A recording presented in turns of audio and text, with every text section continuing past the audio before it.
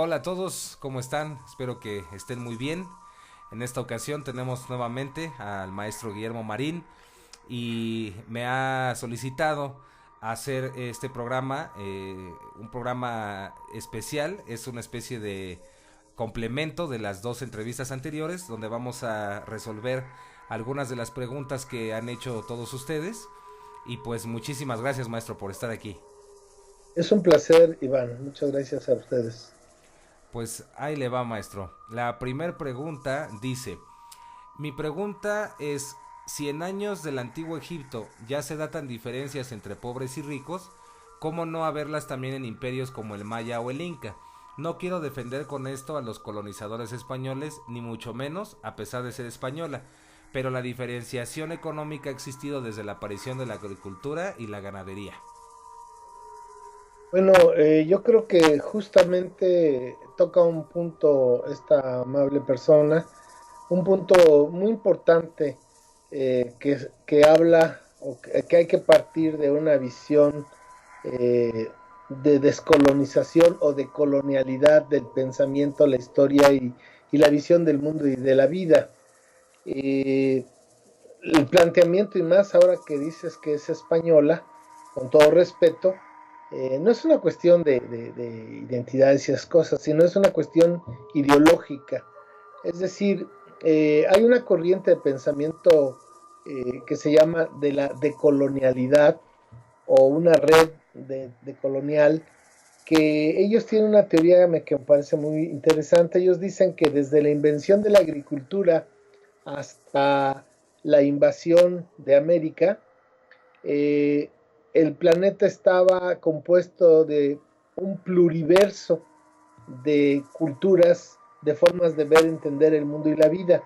Es la pluriversalidad del mundo, o sea, que en Egipto había una visión, un universo, pero en China había otro universo, etcétera. Entonces, que a partir de la invasión de Europa y un filósofo, eh, Enrique Dussel, dice que antes de que Descartes escribiera Pienso, luego existo, los europeos crearon el conquisto, luego existo. Entonces la conquista comenzó en el siglo XVI, primero de América, después de África y luego Asia. Y entonces se empezó a crear un pensamiento único, es decir, los pluriversos se acabaron por el arcabuz y el cañón y la ballesta y se creó un universo que es totalmente eurocéntrico, es decir, pensar que el mundo y la vida arrancan a partir de la percepción de Europa únicamente. Entonces, a partir de 1492, pero ya después llega en su punto máximo con Hegel en el siglo XVIII, a decir que pues que la historia de la humanidad comienza, pues tiene sus pequeños intentos en Asia, pero que cobra la dimensión grandiosa de lo humano en Europa y justamente en Alemania, ¿no? Y entonces Hegel pone a Grecia como la cuna de la civilización europea. Y entonces aquí se hace una construcción ideológica de que Europa es el centro de la humanidad, el centro de desarrollo del pensamiento humano, y entonces se hace del pluriverso, se convierte en un universo, y todo lo que es europeo, toda la visión del mundo y de la vida europea, es una visión universal, y lo que no es de Europa es regional e intrascendente. Entonces, esta pregunta está justamente parte desde esa percepción eurocéntrica de que Europa es el centro del mundo y que los europeos han percibido el desarrollo humano no solamente a partir de las clases sociales y de la guerra y el comercio, sino que ellos perciben el desarrollo humano a partir de la materia. Entonces, eh, hay un pensamiento filosófico que se da especialmente nace en América, allá en los años 70, que primero se llamó, ay, ¿cómo le llamaron? No me acuerdo ahorita, tiene un nombre porque surgió en el seno de la Iglesia Católica a partir de una encíclica, la teoría de la liberación. Y a partir de la teoría de la liberación, ya después, y uno de sus representantes es el doctor Enrique Dussel, que actualmente vive, argentino, pero que actualmente vive ya nacionalizado en México. Esta teoría de la liberación, pues después se convirtió ya en lo que se conoce como el pensamiento decolonial o la descolonización. Entonces, ¿por qué le llaman decolonial? Porque ellos dicen dos cosas interesantes. Una, dicen que a pesar de que en el siglo XIX se acabaron las colonias, no se acabó, o sea, se acabó la colonia desde el punto de vista político. Ya la América, la Iberoamérica dejó de pertenecer al ámbito político de la corona española y que se crearon estas naciones a principios del siglo XIX. Pero la estructura de pensamiento económico, político, cultural, educativo sigue siendo colonial.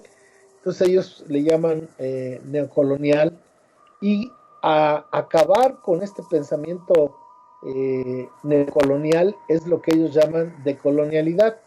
Entonces, eso es por una parte. Y por otra, el pensar que solamente lo que Europa ha decidido que es de una forma en lo humano, en este sentido la pregunta de la persona que amablemente la hizo, ella categoriza y dice que siempre ha sido así, y permítanme decirles que no, que hay otros universos que percibieron el mundo y la vida de manera diferente. Y en este caso el nuestro, y de eso voy a hablar porque en eso me considero que conozco un poquito, quiero decirles que en primer principio en el Anáhuac nunca existió la moneda. Eso es un dato muy importante porque durante 7,000, 8,000 años jamás se inventó la moneda.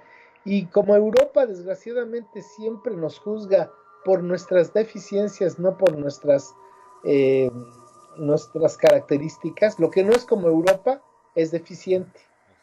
Entonces, como no usamos la moneda es que no nos logramos desarrollar, pero al contrario, una sociedad que inventó el cero matemático, una cultura que inventó el primer sistema de educación de la humanidad, una cultura que inventó los ciclos cósmicos, o más bien no los inventó, los descifró, los ciclos cósmicos de la Luna, de la Tierra, de Venus, de las Pléyades y del centro de la galaxia, lo que hoy llamamos cuenta larga, pues es otra visión. Y esto nos habla de una civilización muy avanzada. No porque no hayamos tenido moneda, quiere decir que sea algo deficitario. Al contrario, véanle la otra cara del asunto. Y pues resulta que una sociedad, una cultura, una humanidad que prohíbe el uso de la moneda, porque debemos de entender que la moneda es el alma y el arma de Satanás, porque justamente la moneda nos permite acaparar, nos permite atesorar, nos permite tener poder político, y el dinero nos da poder y el poder nos da dinero y no acabamos, y por eso podemos entender pues los grandes bancos y las grandes transnacionales que están ya por encima del poder político de la soberanía de las naciones hoy en día. Entonces, permítame decirle a esta persona que pues aquí en el Anáhuac no existió, y creo que en todo el continente no existió una moneda. Es cierto que para allá de 1440, Tlacaele, con sus reformas que hizo los mexicas, eh, empezaron a usar el cacao como instrumento de cambio. Pero el instrumento de cambio, ¿cuál es la diferencia entre una moneda? El instrumento de cambio fue el cacao. ¿Y cuál es la diferencia entre el instrumento de cambio y la moneda? Bueno, que el instrumento de cambio, en este caso, se pudre. Es decir, al año ya no tiene una riqueza. Entonces puedo tener un almacén lleno de cacao, pero al año, a los 12 meses, pues ya no tiene uno nada. Que no es lo mismo que cuando tiene uno dólares, por ejemplo, pues al año, y si los mete al banco tiene más, ya más porque tuvo un interés. Lo digo en broma, pero es en serio. Y en este sentido, nuestra civilización fue tan evolucionada que no permitió la creación de la moneda y también de la propiedad privada. Entonces son dos elementos muy importantes para entender otra forma de percibir el mundo y la vida, otro universo, y que fue, entre comillas, universal en nuestro territorio, pero que como Europa no lo fue, porque ¿qué es Europa? Y eso vamos a hablarlo puntualmente sin tratar de menospreciar nada, pero la historia está escrita por los vencedores. Entonces, por ejemplo, Hegel dice que el origen de la cultura europea es Grecia. El siglo V antes de Cristo es el siglo de Pericles, el momento más exaltado de la cultura griega. Pero resulta que para el siglo V antes de Cristo no existía Europa, porque Europa eran salvajes, eran bárbaros. Es justamente que después de Grecia pasa a Roma.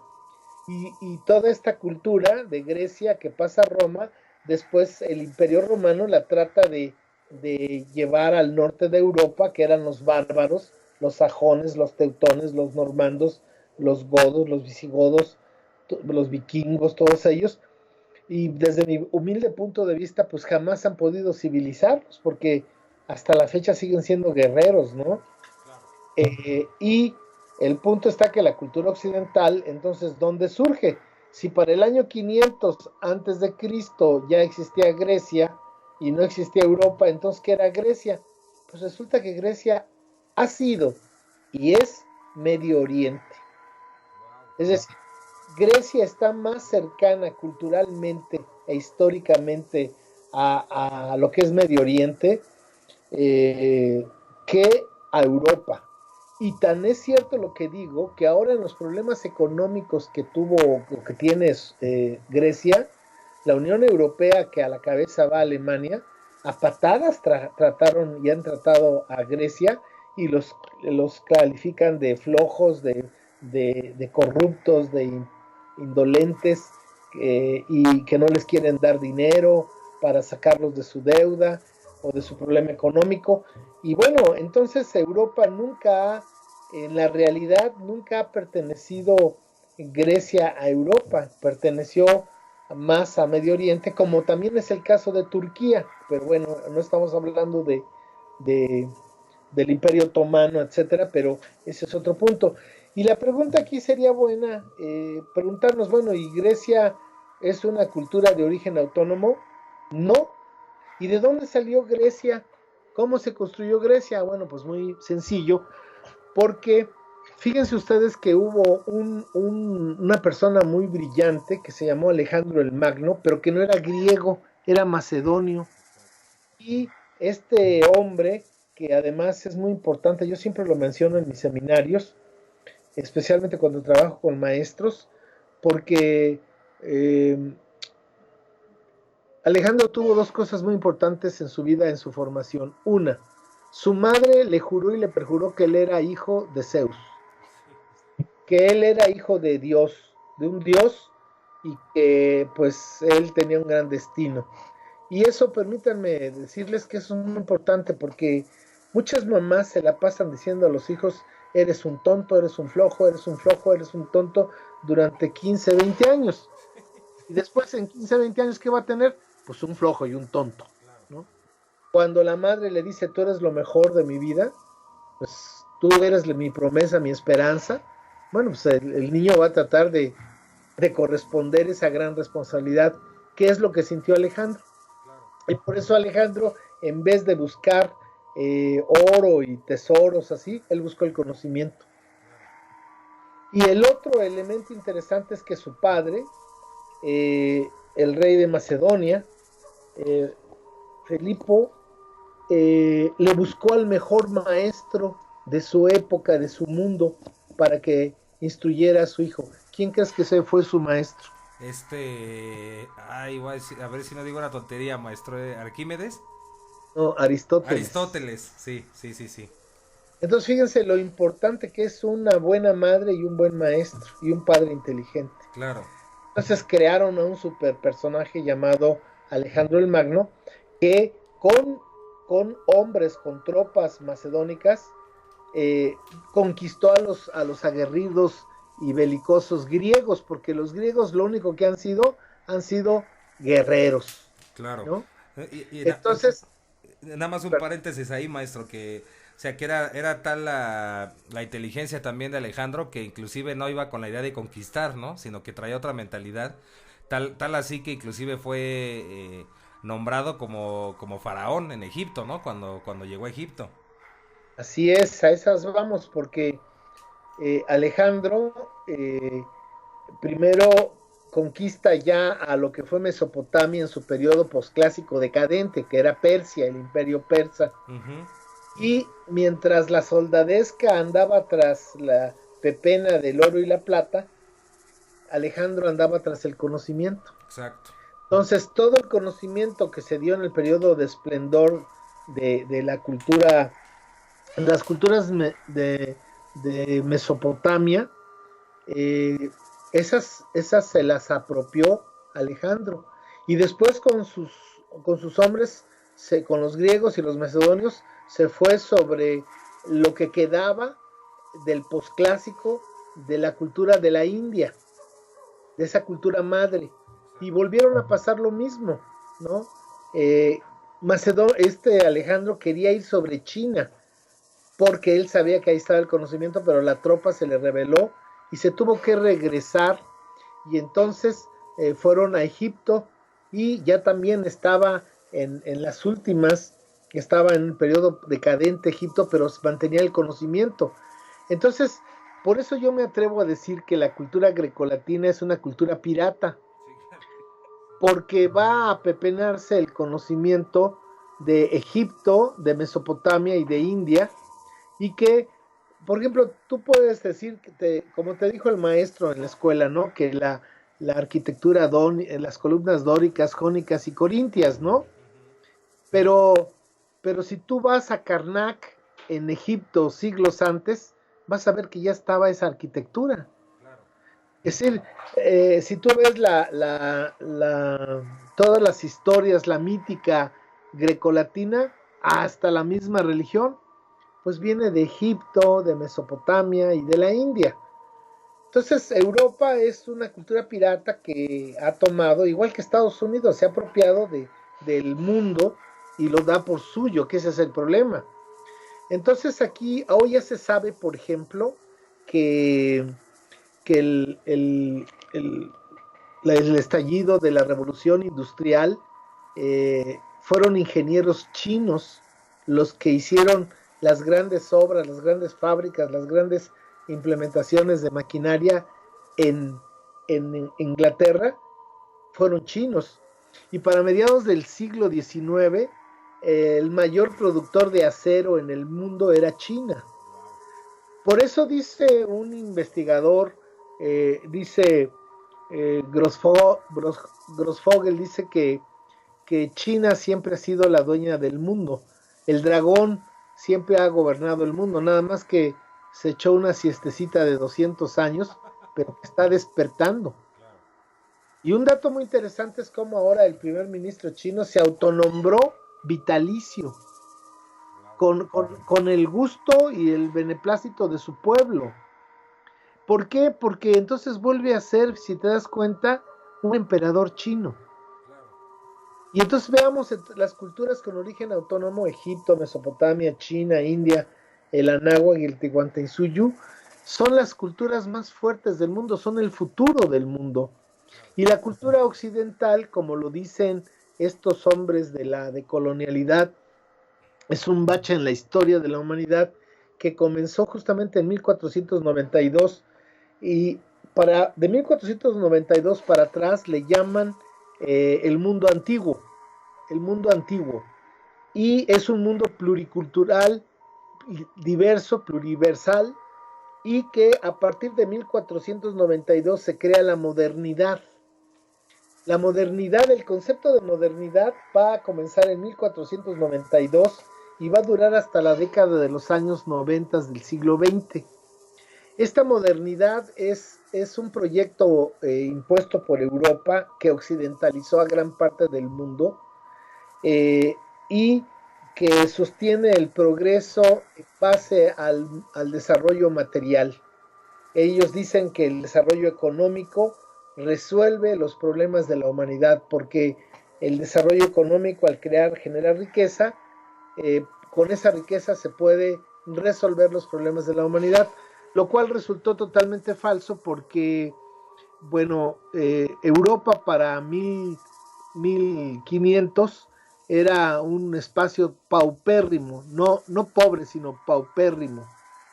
Toda la mercadería venía de la ruta de la seda, en fin, ellos lo único que hacían eran guerras.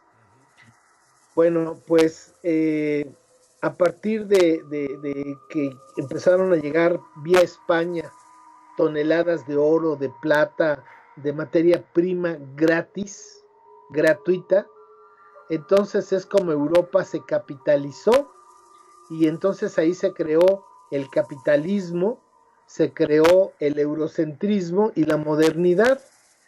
Pero este proyecto de creer que la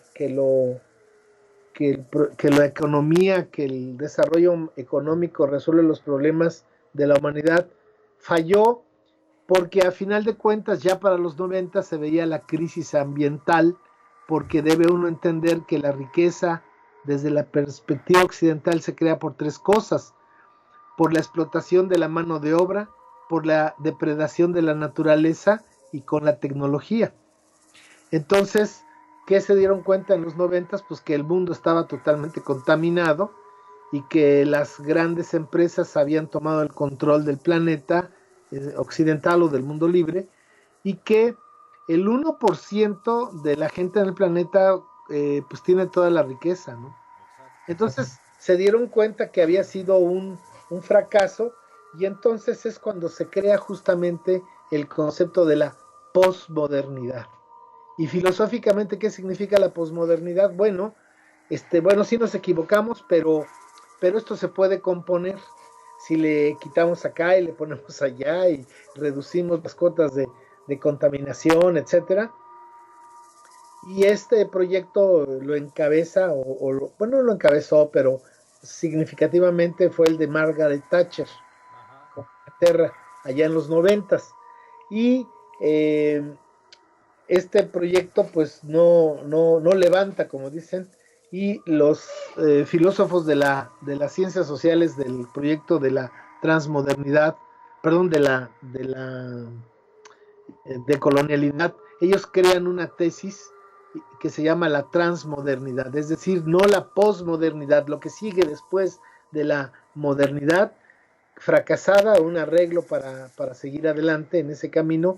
Ellos dicen que en estos 500 años de modernidad, los conocimientos y la sabiduría ancestral de los pueblos que conformaban el pluriverso de sabiduría humana no murieron, y que están vivos de alguna manera en las comunidades que se han podido defender en una resistencia cultural, y que con estos conocimientos se puede diseñar otra forma de vida, y eso le llaman la transmodernidad. Y la persona que más o menos lo representa esa idea, esa ideología, es Evo Morales, que trata de darle un giro a una Bolivia totalmente sojuzgada y empobrecida, y con esta sabiduría, y le vuelve a dar a los pueblos ancestrales su dignidad, y en fin. Bueno, ese es lo que dice estas filosofías, pero volviendo a la pregunta, no, no es correcto afirmar que en Egipto había sistema de clases o sociedad como Europa y Occidente la concibe. Mira, déjame decirte una cosa. Yo creo que los que rigen la historia universal son Hollywood, ¿no?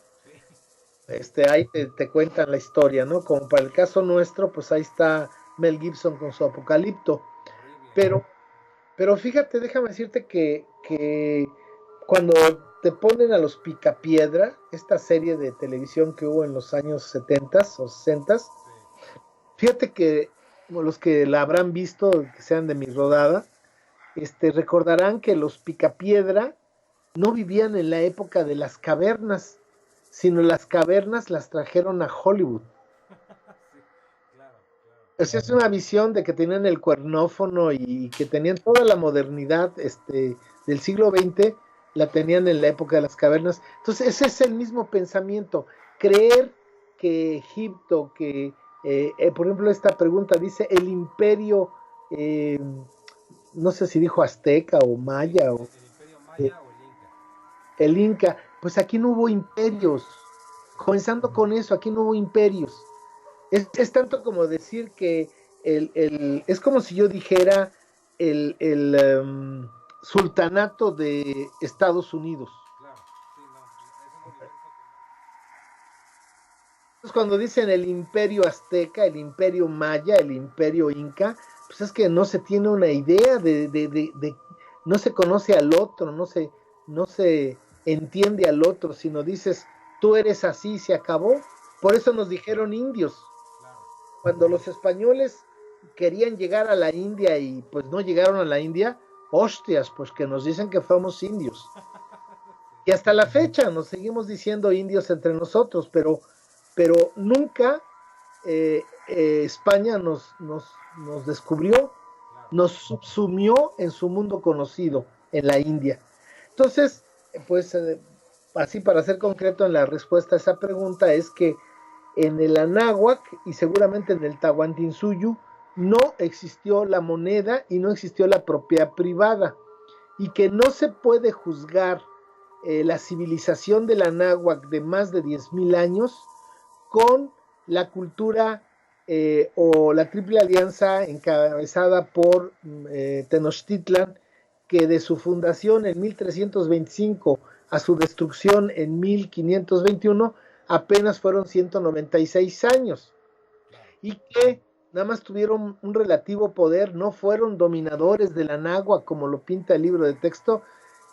Fue nada más a partir de 1440 cuando Moctezuma, el Huicamina y Tlacaelel toman el control de la Triple Alianza, y es cuando van a empezar a modificar la Toltecayot, y que entre otras cosas pues durante miles de años la Toltecayot no permitió el uso de la moneda ni de la propiedad privada. Existió la comunalidad.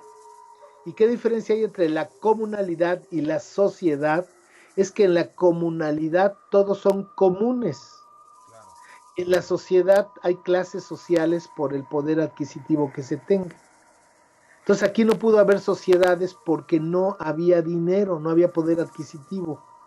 Aunque en los últimos 80 años los mexicas, como digo, ¿no? Si se hubieran tardado 10, 100 años los españoles, pues capaz que los mexicas los reciben con American Express, Exacto. pero todavía no llegaban a ese punto, iban para allá, pero no llegaron a ese punto. Los mexicas sí empezaron a dar tierras y propiedad privada. O sea, los mexicas empezaron a transgredir el pensamiento de Quetzalcóatl, imponiendo el pensamiento de Huitzilopochtli, que es un pensamiento de un numen tutelar que ellos trajeron de los desiertos del norte y que tiene que ver con la voluntad de poder, con la guerra y con el mundo material. Pero Quetzalcóatl, que es una figura filosófica, un arquetipo ancestral tolteca, tiene que ver con la sabiduría, con la educación y con el equilibrio.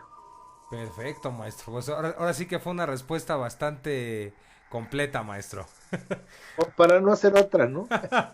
No, muchas gracias, maestro.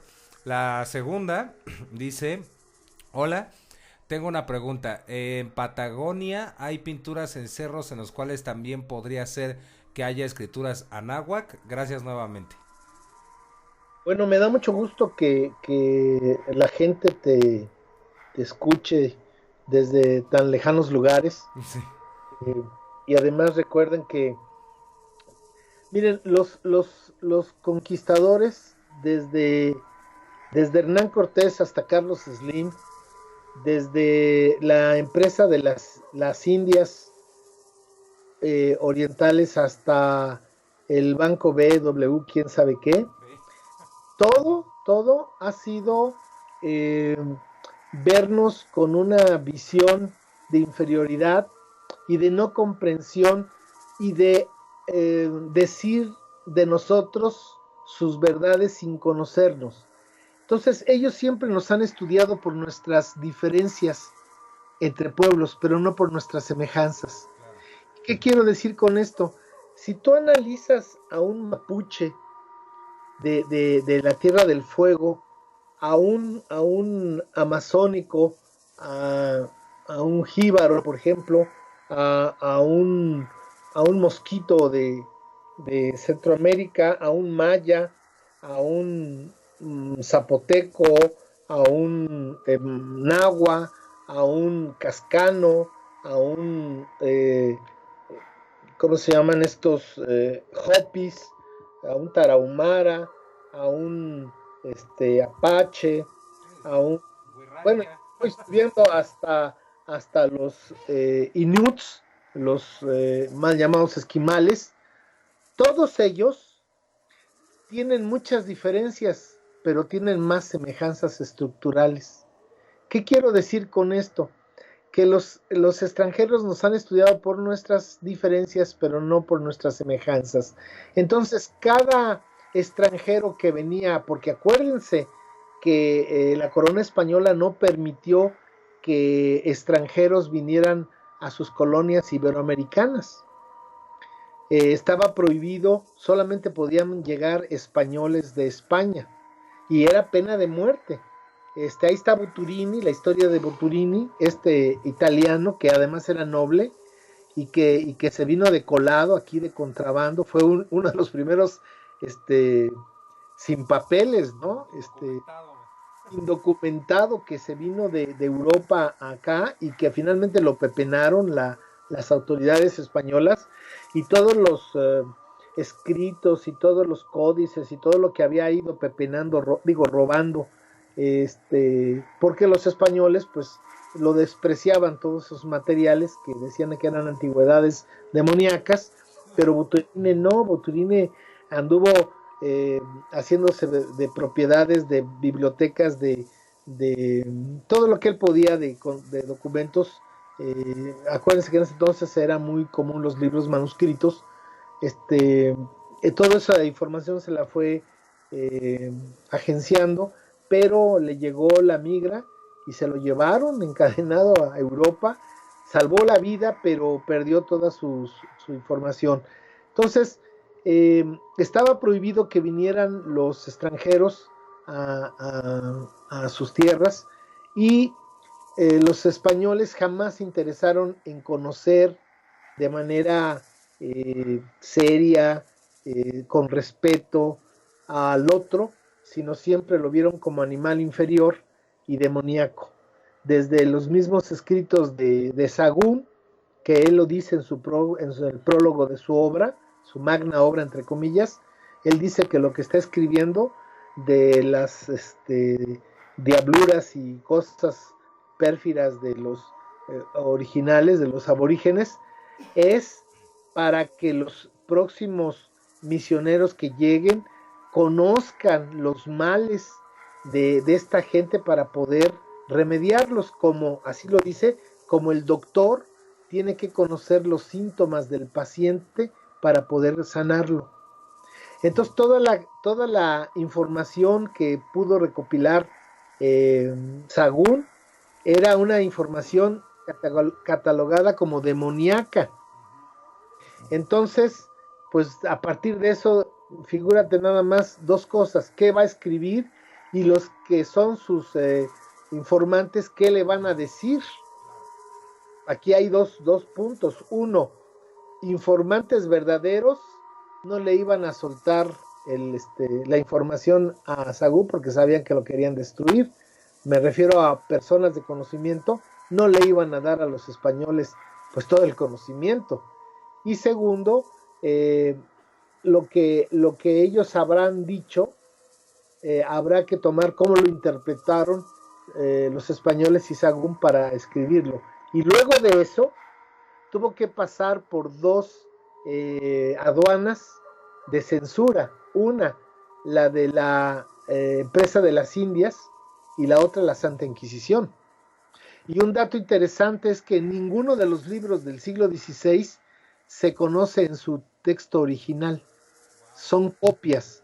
Quiere decir que Sahagún entregó su original, pero el libro que se imprimió es una copia que ya tuvo su arregladita, que le habrán dado algunas manos misericordias, ¿no?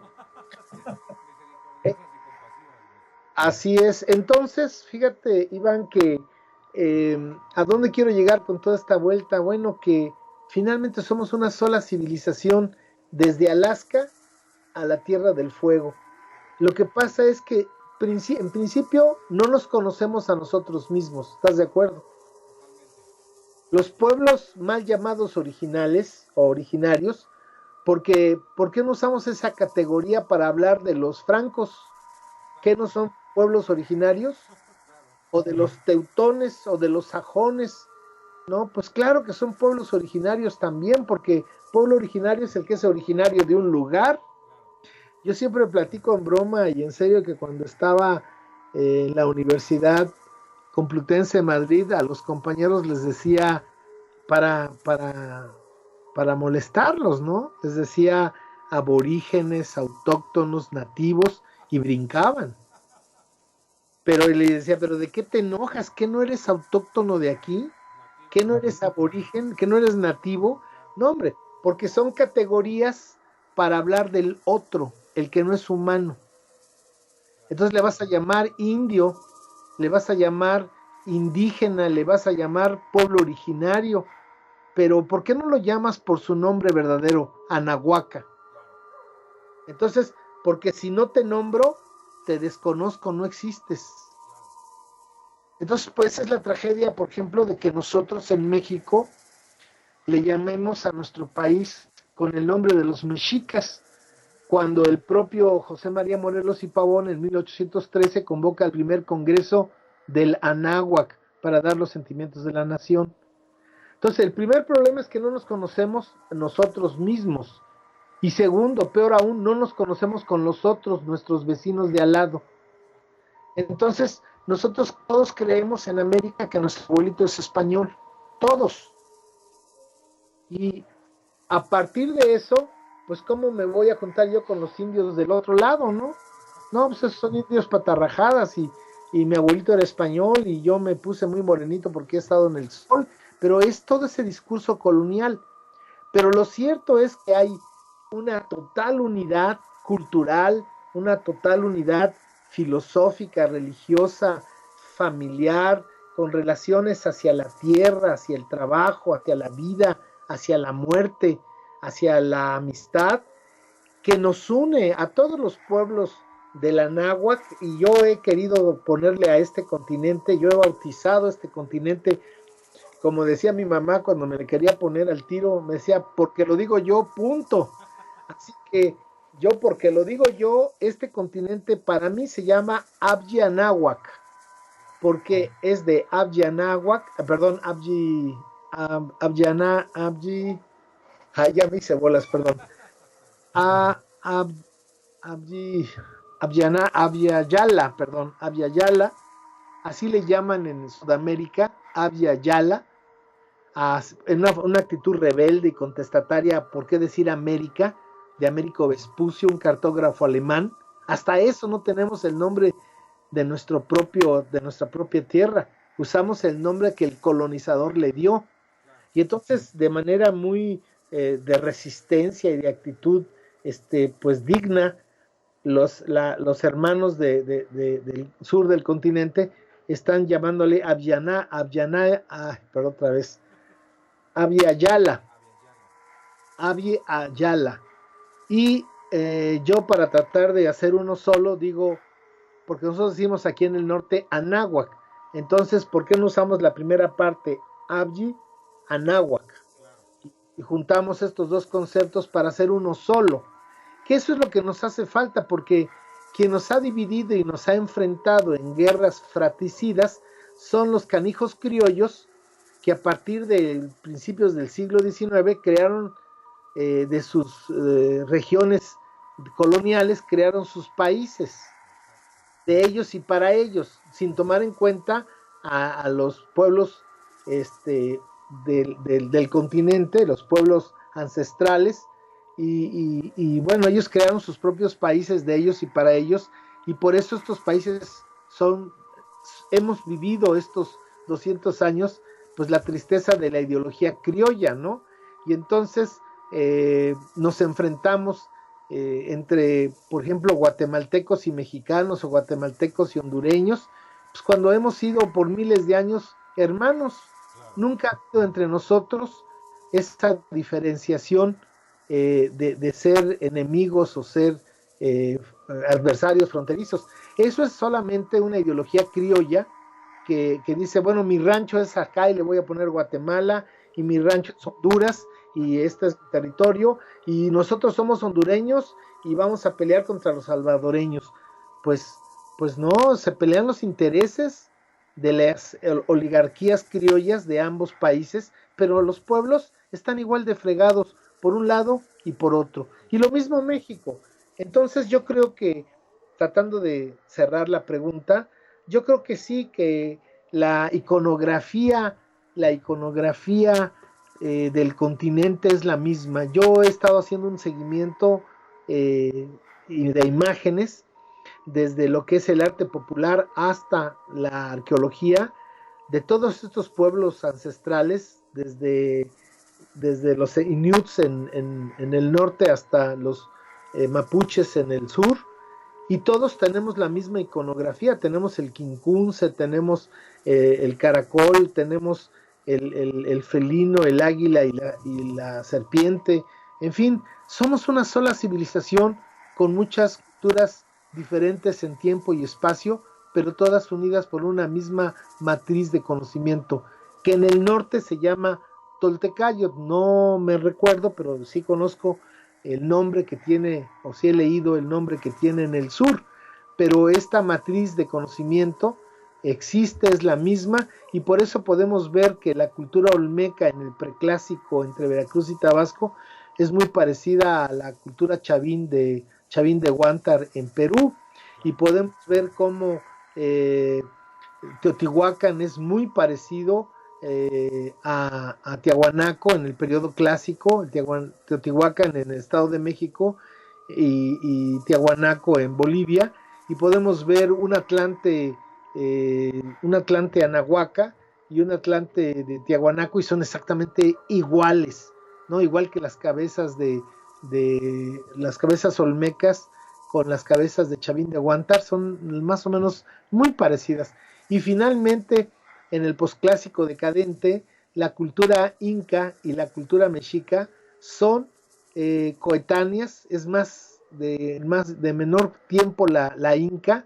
Y fíjate, déjame decirte esto, Iván, nada más para que lo reflexionen nuestros amables radioescuchas. No sé si es correcto decir radioescuchas, pero nuestros escuchas, fíjense cómo nos han metido en la cabeza, por ejemplo, que ¿cómo se llama? Este lugar muy famoso de Perú, Machu Picchu, nos han metido en la idea que es inca, y los incas tuvieron menos de 100 años como tales.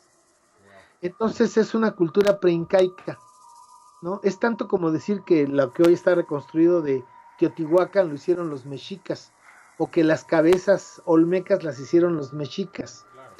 Entonces, los que hemos tenido la suerte de estar en Machu Picchu, obviamente que se aprecia claramente que hay una fase de un periodo muy antiguo que van piedra contra piedra totalmente ensamblado, que no cabe nada, ni el aire pasa entre ambas piedras, pero también hay una superposición de piedras de una época más moderna, donde pues no se pudo hacer este trabajo que desde mi personal punto de vista se hizo con la energía cuántica, del concepto de la energía cuántica, y que pues los incas en esos 100 años pues pusieron piedra sobre piedra y reconstruyeron y reutilizaron un centro de conocimiento, un Toyán, que debió haber pertenecido al periodo del esplendor del Tahuantinsuyo. Wow.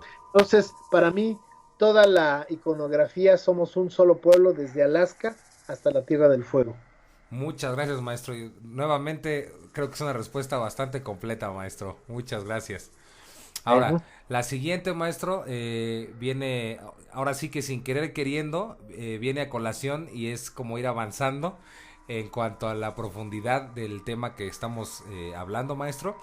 Y dice, eh, cuando veía el video me hacía la pregunta de en qué momento perdimos esta sabiduría tan rica. ¿Cómo la podemos recuperar? ¿Se podrá cambiar la visión materialista de esta época? Uf, 1 millón de gracias una vez más. Las civilizaciones antiguas me dejan sorprendido con su desarrollo espiritual. Desde Chile, Marichihueu, 100 veces triunfaremos. bueno, pues muchas gracias a Chile. Voy a comenzar con el final para hacerlo circular la respuesta. El futuro de México y de la humanidad es su pasado. Claro. Es decir, en la medida que conozcamos la sabiduría ancestral perenne, esa es la puerta de escape a este genocidio, a este epistemicidio que hemos sufrido los últimos 500 años a manos de la cultura occidental, que es una cultura de muerte, de depredación, de injusticia, de explotación. Es justamente el pasado lo que nos va a abrir las puertas para un futuro más humano. Por eso nuestra asociación civil, que se llama Educayot AC, y que me imagino pondrás todas las informaciones para que los amables escuchas nos visiten en nuestra página toltecayot.org, que nos visiten tenemos un blog que se llama Tolteca-Medio Guillermo Marín Blogspot MX. Tenemos en Facebook, estamos como Rostro Propio Corazón Verdadero y también como Guillermo Marín Ruiz. En fin, tenemos una página que se llama aquioaxaca.com. Se las recomiendo a aquellos que amen Oaxaca, porque Oaxaca es un estado de México, pero permítanme decirlo, yo no soy oaxaqueño, yo soy coyoacano, pero tengo 40 años de vivir aquí y vivo aquí porque Oaxaca es la reserva espiritual de México. ¿Y por qué es la reserva espiritual? Porque aquí existen la Toltecayot viva en el día a día de los pueblos ancestrales. Oaxaca tiene 16 culturas de las 68 que han logrado sobrevivir a su muerte histórica. Es el estado indígena por excelencia, y Oaxaca es un estado diverso, pluricultural, plurilingüístico, pluriétnico. Es el estado que tiene mayor riqueza culinaria, artesanal, en fin. Oaxaca es verdaderamente un sueño. Sé que hay otros 2 sitios como Oaxaca. Estaba yo hablando con un amigo, Víctor Hugo Garza, que estuvo viviendo muchos años en China, y dice que en China hay una región muy parecida a Oaxaca, que dicen que es la que tiene la mayor biodiversidad y toda la mayor diversidad cultural, lingüística del mundo. Es una región pequeñita, pero que hay más lenguas porque en China se habla el Han, pero lo hablan todos. Pero hay una región donde hay una pluralidad cultural increíble, y otra región muy parecida a esta región de China y de Oaxaca, que está en la India. Son los 3 lugares en el mundo que tienen esta maravillosa diversidad increíble. Y entonces yo, en un homenaje a Oaxaca, en un agradecimiento a Oaxaca, pues cada que viajo me llevo mi camarita y pues escribo algo de los lugares donde voy. Así que se las recomiendo, se llama aquioaxaca.com. No es una página comercial, es una página... Nosotros, todo nuestro trabajo es de tequio. Nosotros no cobramos porque no creemos que la cultura se deba, o que con la cultura se deba lucrar. ¿no? Y menos con el conocimiento, pero en fin. Y entonces nuestra asociación civil se llama Educayot y nuestro lema es educar para el futuro con la sabiduría del pasado.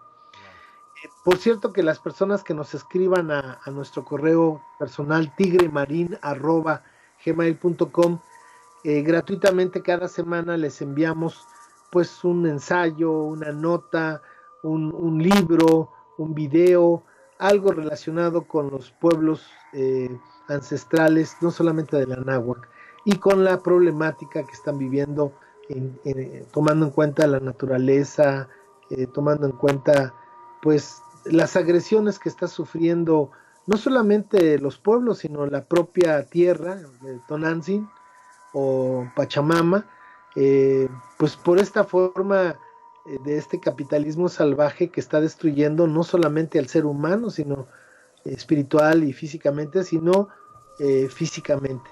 Entonces, bueno, está en estas personas que nos quieran escribir cada semana, les enviaremos gratuitamente algo para que puedan ir conociendo más lo nuestro. Y entonces, volviendo a esta pregunta, que ya se me olvidó, ¿cómo ves? No, se preocupe, maestro.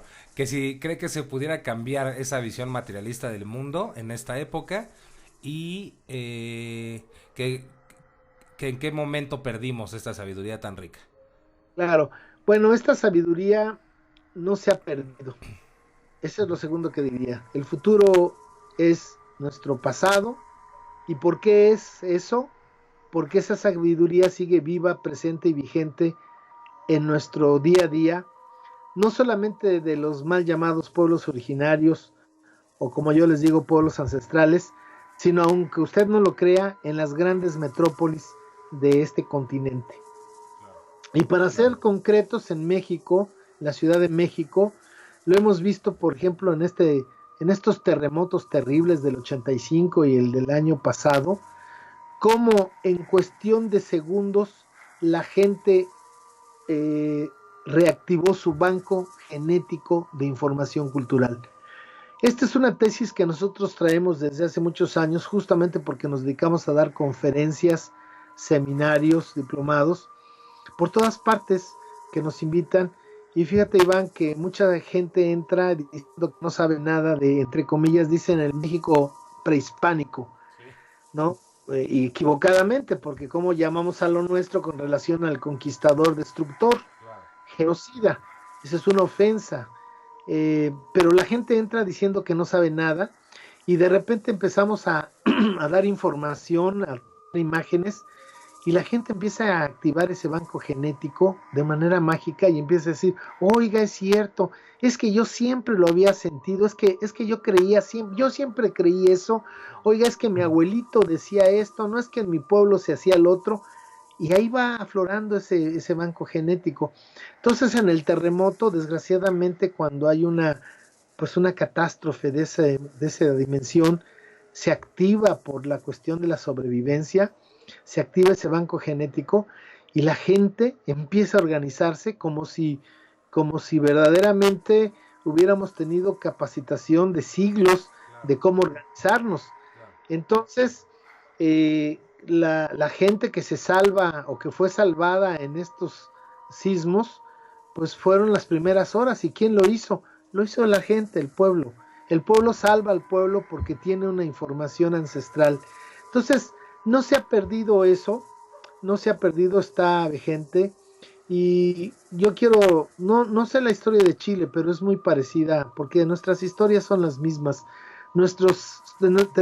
Piensen nada más esto, esta amable persona chilena que hace la pregunta.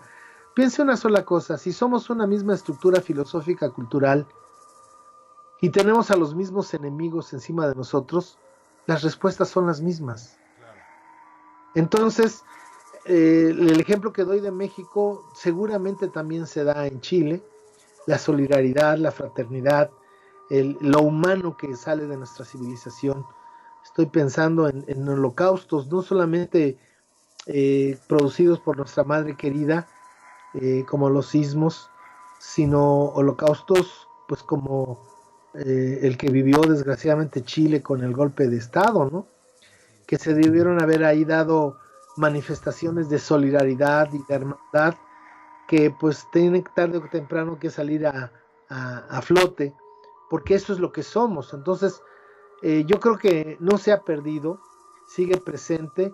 Tenemos que hacer un trabajo muy profundo para recuperar nuestra memoria histórica y nuestra identidad cultural ancestral. No importa que seamos chilenos, argentinos, colombianos, puertorriqueños o lo que usted quiera, todos somos gente que tiene una matriz filosófica cultural de muchos miles de años y que es genético y que está en nosotros. El desafío es justamente aflorarlo, sacarlo, y no sé si venga aquí al caso comentarlo, pero algunas veces me preguntan que dónde salió mi afición por conocer todo esto, y yo siempre digo que un día me di cuenta que yo era extranjero inculto en mi propia tierra. Un día me di cuenta que yo había sido educado de una manera colonial, colonizada, occidentalizada, y justamente fue en España, ¿no? Fue en España al darme cuenta, cuando yo me fui para allá, creí que iba a ir a la madre patria, y pues como decimos los mexicanos, ni madres, allá no había madre, no, y España no es ni menos ni más, y yo respeto y quiero mucho a los españoles que viven en España, porque para mí hay dos clases de españoles: los españoles que viven en España y los españoles que han venido a hacer fortuna al continente. Son dos clases de personas. Pero, pero déjame decirte que somos un solo pueblo y que esta matriz filosófica y cultural está presente, y que es la única posibilidad que tenemos ante la caída del sistema occidental de depredación y de genocidio y de epistemicidio. La única salida que tenemos es convocar a lo mejor de nosotros mismos que hay en nuestros pueblos ancestrales, y con eso reconstruir. No va a ser inventar, es reconstruir nuestras antiguas formas de vida para con esas construir otra realidad. Y esta persona, aunque es de Chile, no sé si está informada, pero por ejemplo en México, el EZLN, es el Ejército Zapatista de Liberación Nacional, pues tiene 250,000 personas viviendo en los usos y costumbres ancestrales, y están viviendo en la Toltecayot, muy tomando en cuenta las situaciones del siglo XXI, pero con una ideología, con una visión del mundo, una lucha contra el capitalismo salvaje que ha ganado la simpatía de muchos pueblos del mundo.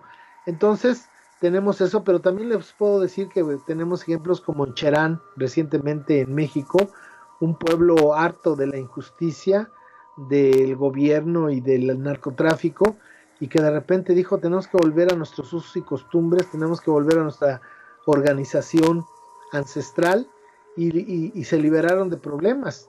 Entonces ahí hay un camino que podemos hacer. Claro, nada es mágico y nada es de la noche a la mañana, y todo lleva un proceso, pero de que la humanidad tiene futuro, pues por supuesto lo tiene, y eso está en el análisis y revaloración del pasado de las civilizaciones madre como las de China, India, etcétera, que hay una riqueza humana, una sabiduría ancestral que nos está esperando, porque siempre hemos sido pues colonizados creyendo que la modernidad occidental, la forma de ver el mundo y la vida y los valores europeos son la panacea. Nada más para hacer un puntual sobre un punto, ya estoy como Cantinflas, perdón.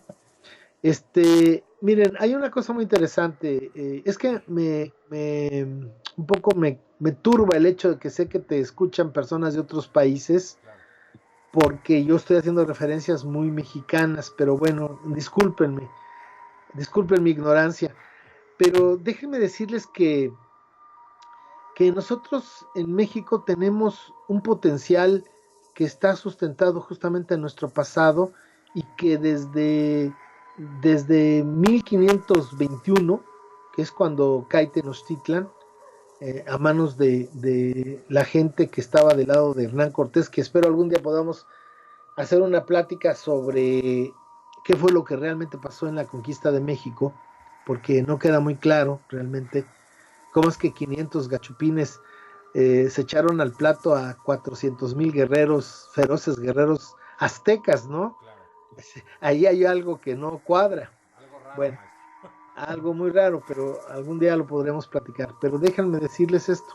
A partir de 1521, en este país, pero creo que en todos los países de Latinoamérica, en su momento y en su día, se ha dado una división muy grande entre aquellas personas que abanderan la modernidad y aquellas personas que abanderan la tradición.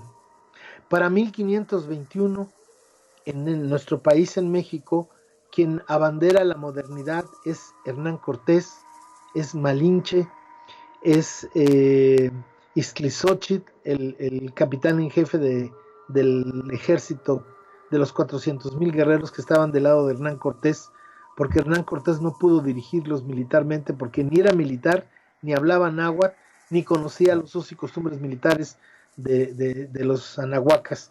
Entonces es falso que Hernán Cortés haya sido el victorioso, fue Iztlizóchitl.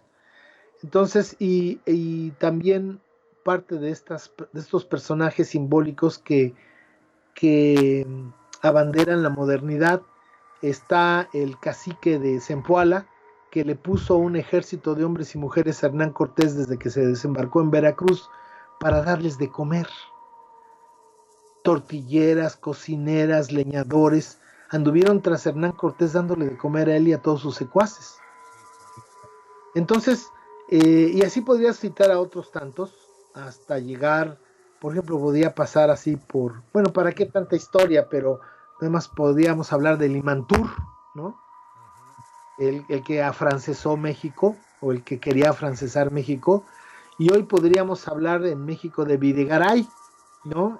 El aprendiz de secretario de Relaciones Exteriores, que ahora pues ya no, si Limantur quería afrancesar a los mexicanos, Videgaray quiere agringarlos, ¿no?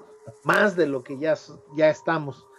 Entonces, como que a partir de 1521 simbólicamente ha habido un grupo de personas que han abanderado la modernidad. ¿Y qué es la modernidad, Iván? Pues lo que viene del extranjero. La modernidad en 1521 era el castellano, era la religión católica, era la ambición del oro y la plata, porque para nuestros ancestros no tenía un valor pecuniario el oro, le decían que era el excremento de los dioses, no tenía un valor económico. Aún en Tenochtitlan era más valioso el algodón que o las plumas, ¿no? Claro. Entonces, estas personas que han abanderado la modernidad, observen algo, la modernidad siempre viene de fuera. La modernidad nunca surge en nuestros países. ¿Y de dónde viene? De Europa.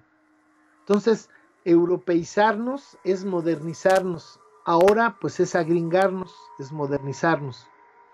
Y del otro lado, desde 1521, hay personas como Cuitláhuac, como Xicoténcatl, que enfrentaron a los españoles y en el caso de Xicoténcatl los derrotaron.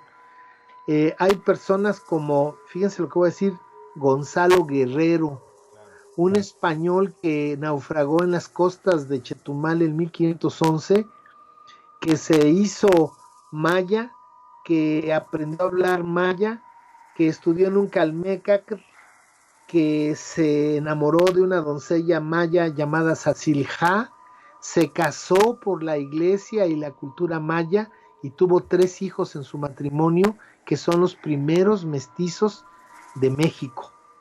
Y esa es la cuna de nuestro mestizaje, y sin embargo es un personaje totalmente desconocido para la mayoría de los mexicanos, cuando debería de estar en el libro de texto, cuando debería de estar la escultura de la familia de Gonzalo Guerrero, Sacilja y sus 3 hijos en cada plaza de este país, porque son la cuna lo que representa este mestizaje honroso, porque yo estoy muy honrado, me siento muy honrado de mi parte occidental, pero también estoy muy honroso de mi parte anahuaca, porque esas dos partes, cuando en una cuestión dialéctica, los opuestos complementarios forman un tercero mejor y diferente de los dos que lo formaron, que eso es lo que llamaría un filósofo la raza cósmica, pero bueno, es otra historia.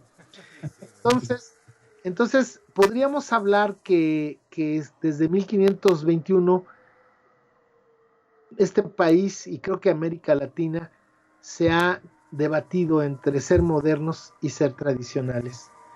Pero una cosa interesante, hay países como Japón, o como Inglaterra, o como la propia España, que son muy tradicionales y al mismo tiempo muy modernos.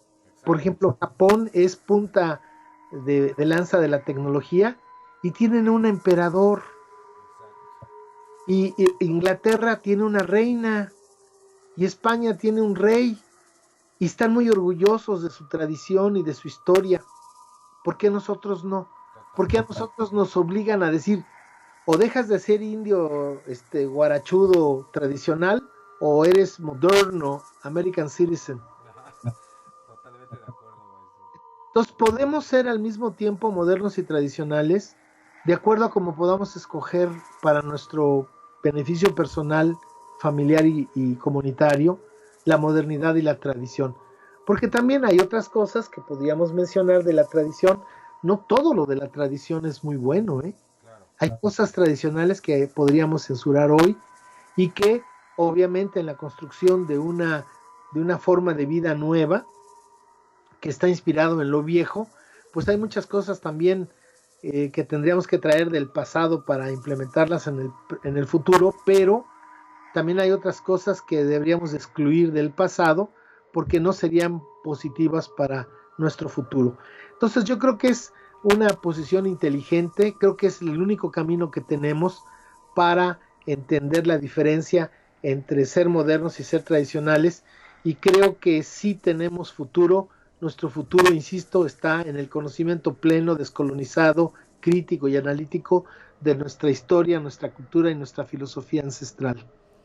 Muchísimas gracias, maestro. Igual, creo que fue bastante completa, maestro. Y la siguiente, maestro, igual y por tiempo, no nos va a dar tiempo de responderla de forma tan completa, pero siento que es una apertura para los siguientes, ahora sí que capítulos de las entrevistas, maestro, porque es una pregunta bastante interesante, maestro. Dice, hola, te pregunto, la capacidad de convertirse en un animal puede darse desde los sueños, es decir, cuando tengo un sueño consciente y puedo sentir ser perro o murciélago, pero a conciencia, ¿se puede pensar como una forma de convertirse en animal parecidos a los nahuales? Bien, bueno, primero tenemos que decir que sí es una pregunta muy compleja y que probablemente la intentaremos responder en una sola entrevista cuando toquemos los 3 niveles superiores de la pirámide de desarrollo humano tolteca. Recuerden que ya hablamos de que en los 4 inferiores básicos, que son el sistema de alimentación, el sistema de salud, el sistema de educación y el sistema de organización, que pues los olmecas tardaron casi 5.800 años en construir toda esa infraestructura de conocimiento para tener las bases en lo que sería el periodo clásico del esplendor de la Toltecayot, que se representa con la cultura tolteca. Pues esos otros 3 niveles que tienen que ver con la maestría de la conciencia, la maestría de la conciencia del ser histórico, es decir, tener una conciencia plena de nuestra genealogía, no solamente de nuestra historia personal, familiar, sino civilizatoria. Es decir, debemos de entender en el caso de los mexicanos, pero creo que en muchos pueblos latinoamericanos, que los conquistadores nos han amputado la memoria histórica y la identidad cultural ancestral. Por eso somos como zombies, somos pueblos amnésicos que andamos, como dijo Octavio Paz, perdidos en el laberinto de la soledad. Yo digo en el laberinto de la desolación de ser extranjeros incultos en nuestra propia tierra. Entonces, el quinto elemento, o el nivel de desarrollo de la pirámide es la conciencia, la maestría de la conciencia del ser histórico, y el siguiente, el sexto, es la maestría de la conciencia de la sacralidad de la existencia, es decir, entender que todo es vibración y que todo es vida, y que donde hay vida hay movimiento, y donde hay vida y movimiento hay espíritu, y que todo tiene espíritu, y esto nos da un sentido de unicidad, como todos los pueblos ancestrales en la India, en China, los han tenido. Y finalmente, el vértice superior es decir, la cereza del pastel de la Toltecayot, es justamente la maestría de la conciencia del ser energético. Es decir, la capacidad que podemos llegar a tener de entender que no solamente que no solamente tenemos un cuerpo físico, sino que principalmente somos un cuerpo energético, que lo percibimos como un cuerpo físico, y que así como hemos logrado aprender durante muchos años de nuestra vida las posibilidades de manejar nuestro cuerpo físico, también a través de la Toltecayot y por muchos años se logra, a través de un estudio muy profundo, riguroso y exhaustivo, poder lograr manejar la conciencia y posibilidades del ser energético.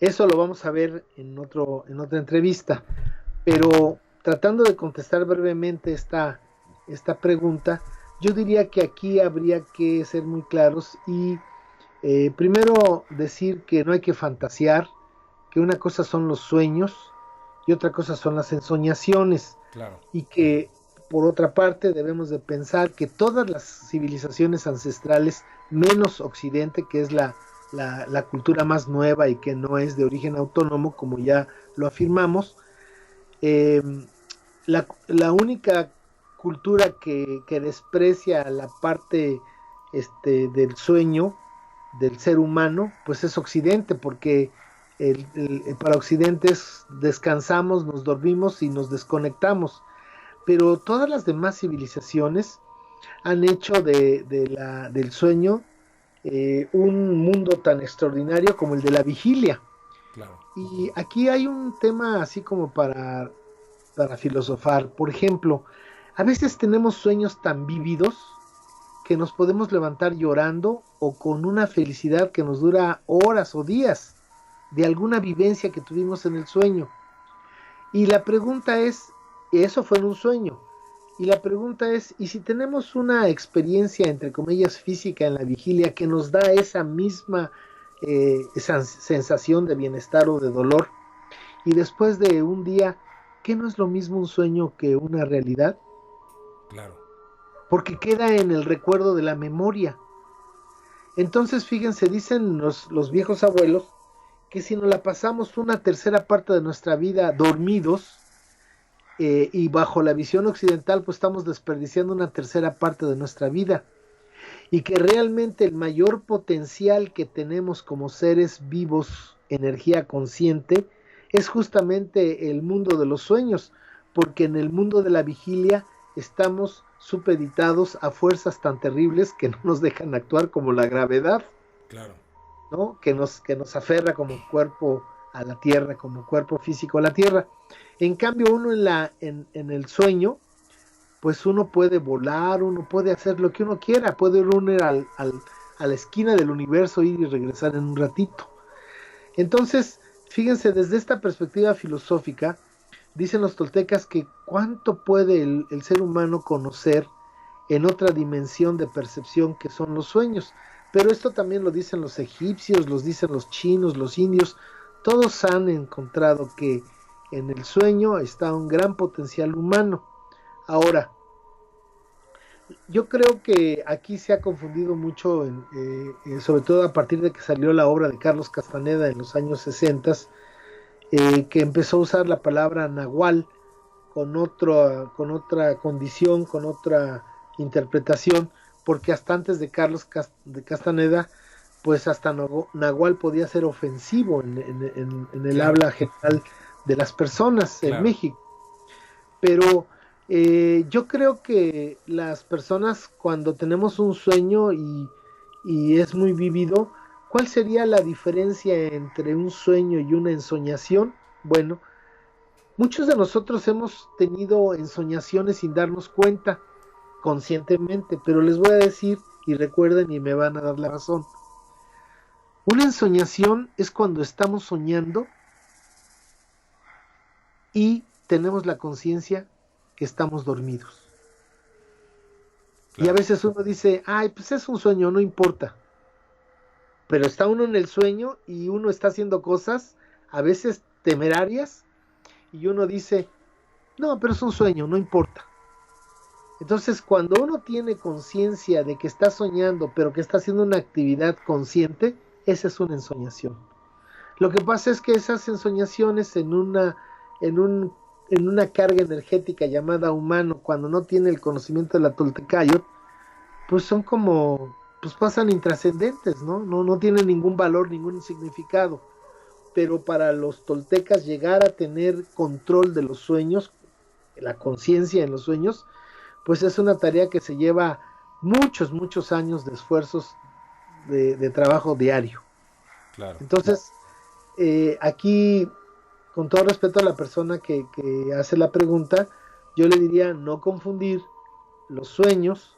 Por más que soñemos y hagamos vívido el sueño, eso no quiere decir que ya somos nahuales o que podemos convertirnos en un animal. El ser humano es un ser misterioso. Dicen los toltecas que el mundo es un misterio. Y dicen que el mundo conocido es como de 2 centímetros. Bueno, creo que exageré, es como de medio centímetro. Sí. El mundo desconocido, pero que se puede llegar a conocer, es como de 3 centímetros. Pero el mundo desconocido que jamás podremos conocer tiene millones de kilómetros que jamás podremos entender. No sé si me explico. Totalmente, maestro.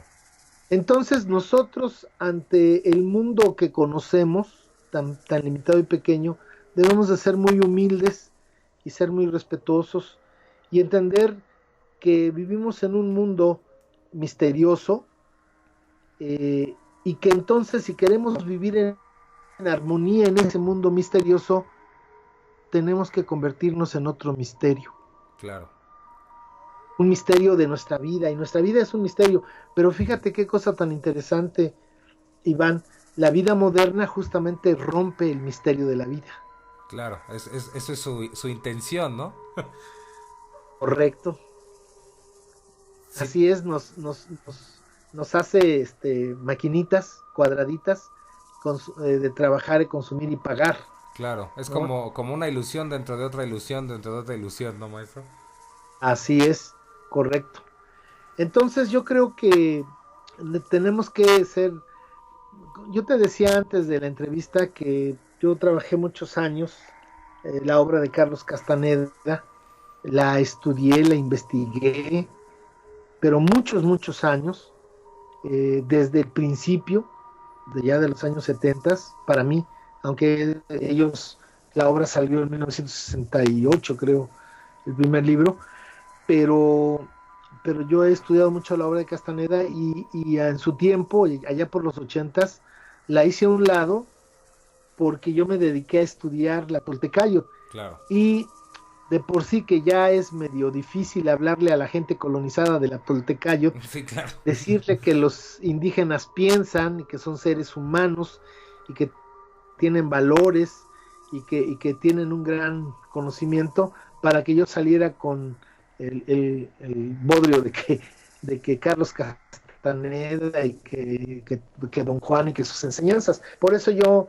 me hice a un lado de eso, y sobre todo porque en los años 60 la obra de Carlos Castaneda fue tomada por muchos jóvenes en Estados Unidos y en Europa occidental como un pasaporte para entrar a las drogas. Claro. Esto del uso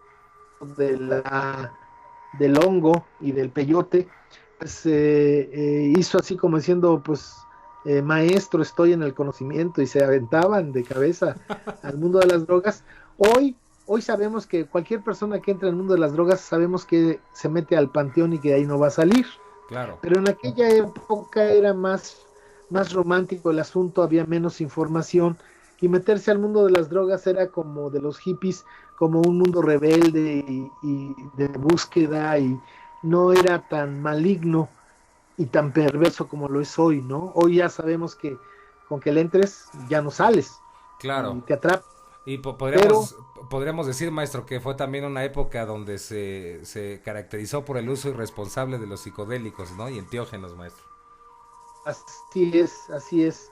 Y creo que por eso yo dejé de hacer, yo hice a un lado, me silencié, me autosilencié sobre Carlos Castaneda, pero ahora que ya entiendo que en el vértice superior de la Toltecayo está justamente el manejo de la energía y le guste o no a la gente, existen personas que pueden convertirse, por lo menos en México, pero yo estoy seguro que eso es en toda América, en todo el continente Abianáhuac.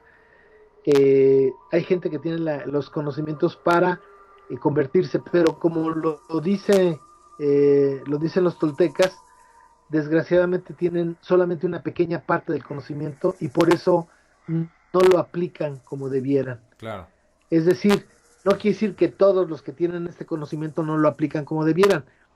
Quiero decirles a los amables escuchas que una de las premisas fundamentales del conocimiento ancestral es la libertad ilimitada de ser un desconocido. Entonces, todas estas personas que tienen el conocimiento ancestral del continente, ya sea en Chile, en Argentina, en Colombia, en México, en Venezuela, en Centroamérica, en Estados Unidos, Canadá, todas estas personas, su gran fortaleza y su gran sabiduría los hacen desaparecer literalmente, es decir, no los ve uno en medio de una multitud porque pasan inadvertidos, porque son impecables. claro. Entonces, toda aquella persona que se diga que es un hombre de conocimiento, una mujer de conocimiento, que es un chamán, que es un nahual, No lo es es. ante todo, es ante todo un fraude, Claro. ¿no? Son chamanes de plástico que lo invitan al mundo desconocido en muchas mensualidades, en cómodas y muchas mensualidades, y que son Pocos. vividores, ¿no? Claro, claro. Entonces, ellos mismos dicen que las personas de conocimiento no se consiguen, no se agencian, no se compran, no se tienen contactos. Cuando una persona ha adquirido el conocimiento necesario, le llega a su maestro, eso es indiscutible. Y mal hace aquel que anda buscando un maestro, porque ya, como dicen, está una persona que busca un maestro, esa ya está imposibilitada Claro, para encontrar un maestro, claro. porque ya tiene una idea predeterminada de lo que, entre comillas, pretende buscar o encontrar. Y entonces, aunque se le pase encima una locomotora de conocimiento, como no es lo que él pensaba, pues no lo percibe como tal. No lo ve. Entonces, no lo ve, aunque pase encima de él y lo haga pedazos, no lo ve. Claro. Entonces, yo le diría a las personas que existen en todo el continente hombres y mujeres de conocimiento que siguen esta sabiduría ancestral que no ha muerto, está viva, pero que no son accesibles a nuestra imprudencia, a nuestra ignorancia y a nuestra, pues, no sé cómo decirlo, que no suene feo, pero a nuestra poca capacidad humana para entender lo que es lo divino y lo sagrado. Claro. Entonces, esa gente está ahí y seguramente muchos de nosotros conocemos a personas de conocimiento y seguramente no damos 20 centavos por ellos. Y ese es justamente parte de su camuflaje, ¿no? De su sabiduría. Entonces, yo creo que sí existen personas que tienen parte de este conocimiento, una mínima parte, y es un conocimiento que lo han heredado de manera histórica, cultural, pero que logró sobrevivir de alguna manera al periodo de la colonia, que acuérdense que era, pues era perseguido y condenado a la muerte, pero que lograron sobrevivir, se remontaron a lugares inaccesibles o en medio de, de la gente no se daban cuenta de ellos y otros tuvieron parte de ese conocimiento, pero no todo. Y entonces esa gente es la que hoy conocemos como Nahual. Y es esa gente que sí tiene esa capacidad de convertirse en un animal, pero lo usa para asustar a los demás o lo usa para ir a robar al vecino. Claro. En fin, no lo usa en las formas luminosas que podría utilizarlo. Y es porque les falta ese conocimiento. Pero yo creo que en otra ocasión podremos platicar más profundamente sobre estas capacidades humanas que sí existen, pero que nos han hecho mucho daño, todo este boom de pues New Age, de tomar la sabiduría ancestral. Fíjense, la palabra chamán es un concepto que viene de las estepas de Asia y que finalmente quiere decir hombre de conocimiento. Claro. Entonces ahora les dicen chamanes, les dicen brujos, les dicen nahuales y una serie de tonterías, pero ese ha sido el gran problema. Y a partir de la obra de Carlos Castaneda, pues muchos, pues gente sin valores éticos, gente que pues utiliza estos conocimientos, como hay un tipo que escribió cuatro, no me acuerdo los cuatro, quién sabe qué toltecas, Sí. y que por desgracia tiene mi segundo apellido, Ruiz. Sí, sí, sí, sí. Y yo cuando leí esa porquería del libro dije, me salió espuma por la boca y dije, voy a escribir mis 4 desacuerdos.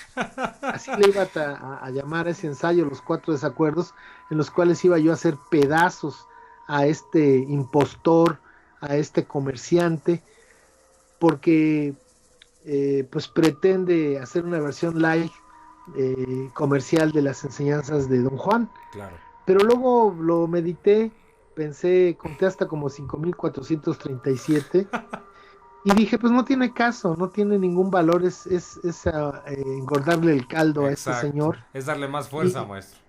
Claro, y entonces pues lo dejamos ahí y bueno, siempre hay un roto para un descosido, ¿no? Entonces hay gente vacía que busca a gurúes, a gente que le salve la vida. Exacto. Y bueno, pues esa gente vacía, pues entre más busques a gente, más vacío tendrá, porque como dicen los toltecas, el verdadero maestro está dentro de nosotros mismos.